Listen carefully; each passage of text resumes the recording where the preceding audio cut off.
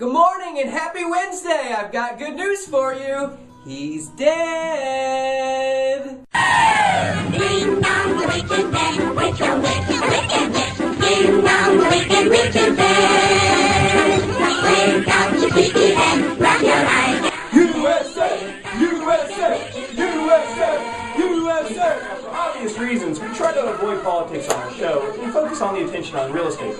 But we'd be remiss if we didn't mention the fact that the world's #1 most wanted man, Osama bin Laden, was shot and killed last week by U.S. forces. We sincerely hope and pray that this brings some peace and closure to those who lost loved ones during the attacks of 9/11. And not only to those who lost their lives on that horrific day, but we'd also like to thank all of the brave men and women of the U.S. Armed Forces who have sacrificed their time and many of them their lives over the past decade to help bring this terrorist to justice. If you haven't done so already, find the nearest soldier and give him a hug. Woody and I salute you. 'Cause there ain't no doubt I love this land. God bless the USA.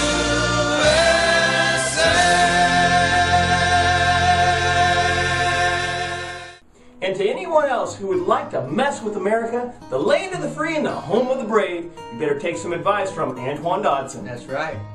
You don't have to come and confess. We're looking for you. We gon' find you. We gon' find you. So you can run and tell that. Run and tell that. Run and tell that. Homeboy, home. And now, in the news. Run and tell that, homeboy. That's Now, right. most of us who deal with distressed homeowners already know that banks are oftentimes tough to deal with. But a recent article in the LA Times has shined a spotlight on a practice that is facing new scrutiny by the U.S. government. When dealing with borrowers that are delinquent on their loans, banks oftentimes will continue the foreclosure process, even while the homeowner is attempting a loan modification. Banks refer to this strategy as dual tracking, or as Charlie Sheen calls it, buy winning. I'm by winning. I win here and I win there. Now what?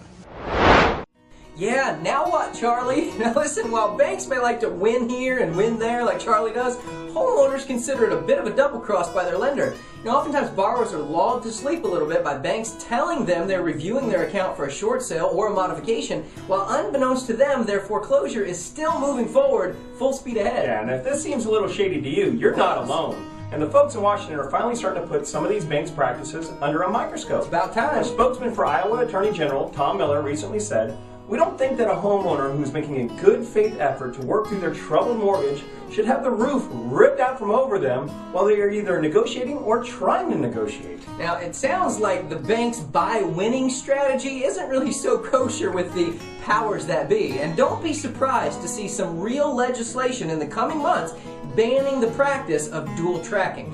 In fact, the proposal by the state attorneys general to overhaul the foreclosure system includes a provision that would prohibit lenders from starting the foreclosure process if a borrower has submitted a loan mod application. So what's the lesson in here for the investors and realtors? Yeah. If you're trying to buy or sell a home that is in pre-foreclosure, you need to make every effort to communicate that fact to the bank. That's right. And ask that all necessary parties are notified to postpone the foreclosure activities until the offer has been fully reviewed. It's also important to monitor your county records and see if a foreclosure auction date has already been scheduled. Right. And if it is, you need to start psycho-dialing the bank or their foreclosure attorney to get the auction postponed.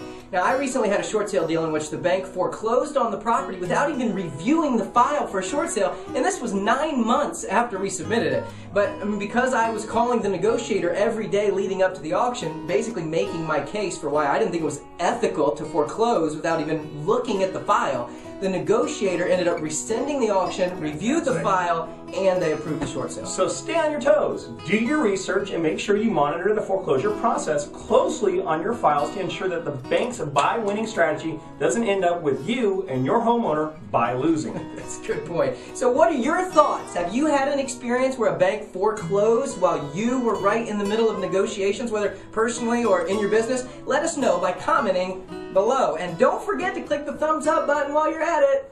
That's it for this week's episode. A special thanks once again to our new YouTube subscribers, Keith Burrow in Pensacola, Hey, Keith. Jag Laura with Keller Williams, and DRR1014. If you haven't subscribed to the show already, you can do so by clicking that green box right down there. And after you get subscribed, forward this video onto all of your friends, post it to your Facebook page, and then embed it right into your very own blog. We thank you for the promotion. Absolutely, and remember, new episodes every Wednesday at HumpDayUpdate.com, or get it sent directly to your cell phone by texting the word Hump Day at 90210. And from all of us here at the Hump Day Update, have a productive and prosperous end of your week, and remember, USA!